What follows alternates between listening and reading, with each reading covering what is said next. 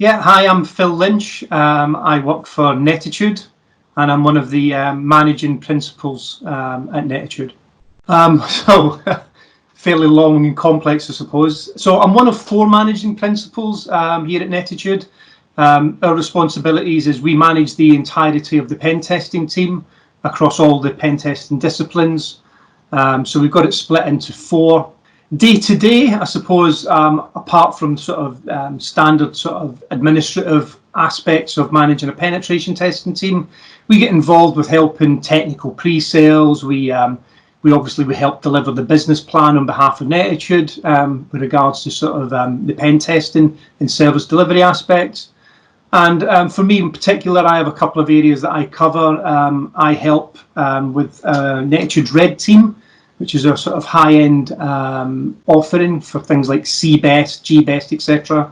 And I look at that from, I manage that from a risk perspective during engagements. So I sort of do the SAM role there. And I'm also involved in those larger engagements with debriefing the sort of executive and management teams. And obviously, day to day, just in general, as a principal, we're here to advise and help and assist the larger testing community whatever way we can.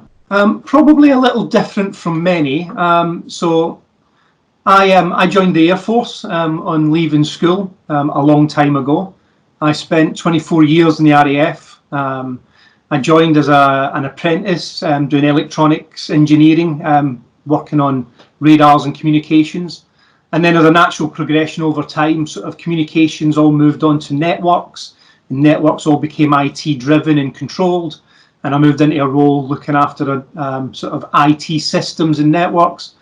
And I'm one of the individuals, I suppose, that's held most types of computer network role, everything from building desktop machines up to managing and being a sysadmin on large computer networks. And when I left the Air Force, I sort of moved into the security side, and that's kind of what led me into pen testing. And then for the last several years through pen testing, I've moved up into the position of managing principal here at Netitude. I suppose pen testing is the fact that it's every day is a school day, as people always say. Was always learning something new. I don't think there's ever a day goes by in pen testing where I don't learn something. So that's probably the most interesting aspect, is the fact that it's ever changing. Probably based on the back of every day it's new. So it's keeping up with what's changing in the industry.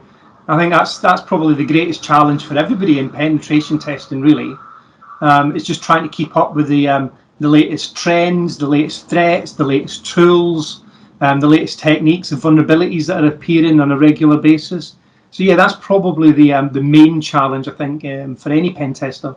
I think pen testing encompasses a huge range of skills. Clearly, having sort of technical aptitude and a mindset that's sort of inquisitive, and you want to sort of pick away at those threads until things unravel. I think that's key to being a good pen tester. But I think communication skills, vastly underrated. Some of the softer skills.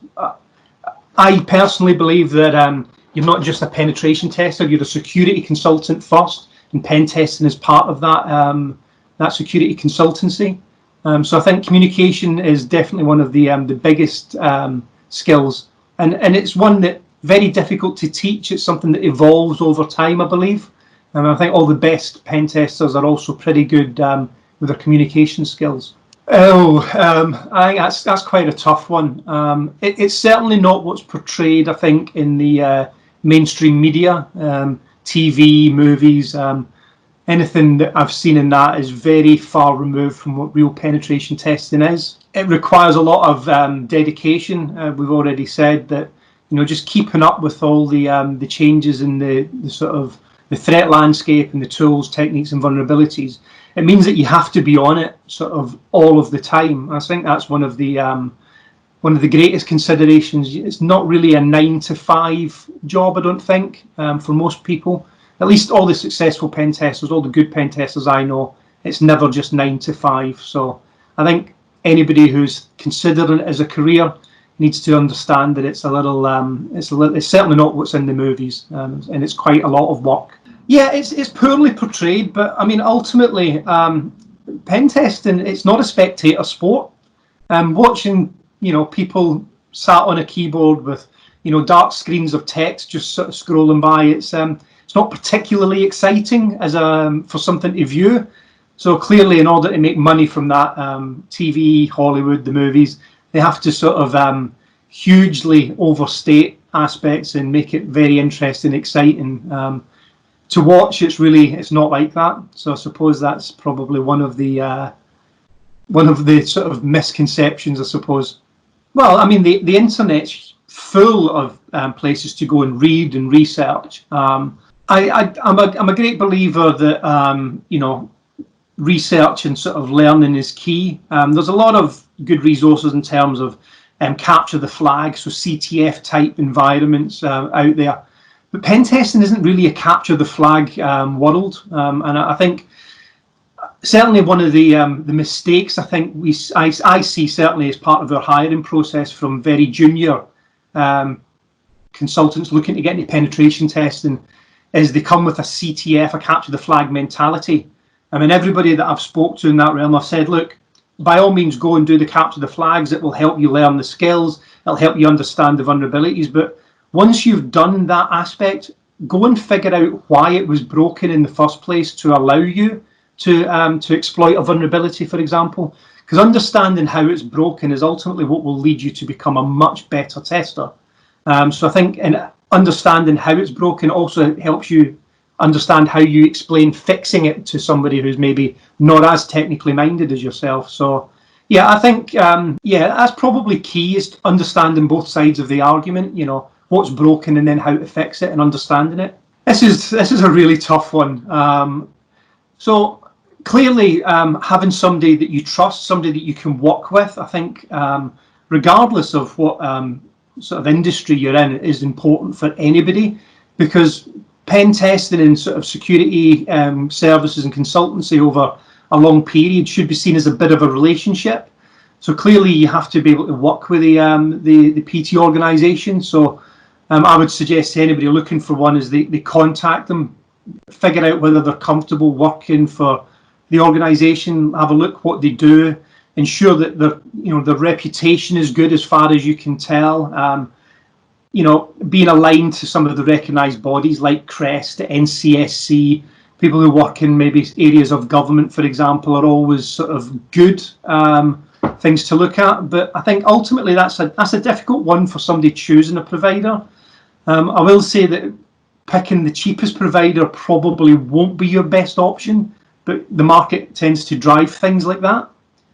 So yeah, I would certainly say try and find a company that you can build a relationship with. I think that ultimately will lead to better results on the sort of the partner side.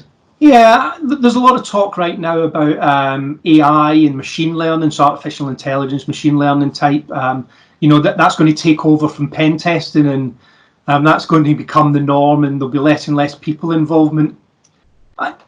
I still don't really believe that's true. I don't think the machine learning or the AI is anywhere near to that. But I do see AI and machine learning as being an augmentation to traditional pen testing. Doing a lot of the heavy lifting, a lot of the sort of the repetitive stuff that pen testers certainly do now, and the use of things like scripts and tools and stuff. I think that could be hugely augmented by AI or machine learning. Clearly, the sort of the threats aren't going to become purely AI or machine learning led. So I think as long as there's a human on the end of the bad side, there's always going to be a human on the end of the good side, if you like. So I think that's one of the big things that I see that I'm not convinced will be totally in the future. I definitely think there'll be a huge focus on things like industrial control systems, obviously the Internet of Things and operational technologies. So these are the, I suppose, those networks and computers that have oft been sort of in the background, things in power plants, railway networks, maritime and offshore, oil and gas. There's a lot of technology there that for most part has been has been looked after purely from a compliance perspective, and I think that will become big within the sort of pen testing community in the coming years. I don't know whether it's part of my military background, but I'm hugely sort of supportive of professionalising the sort of pen testing industry. There's a lot of people and companies globally that say they provide good pen testing services, and really they don't. So I'm very keen on making sort of pen testing a profession that has really high standards. And that makes one of your earlier questions easier for companies who want pen testing services. It would be easier to find a company who can provide top quality services, because they're members of professional organisations that are recognised across the globe as providing high sort of quality, high standard services. So yeah, that was really my focus for joining the pen test subcommittee, was to try and sort of push that professionalisation of the industry forward. Yeah, and I'm also really keen to see things like operational technology and those less well-known industries that have a lot of sort of IT and IT support and infrastructure in there being sort of more involved in security. As I said, oil and gas, maritime and offshore,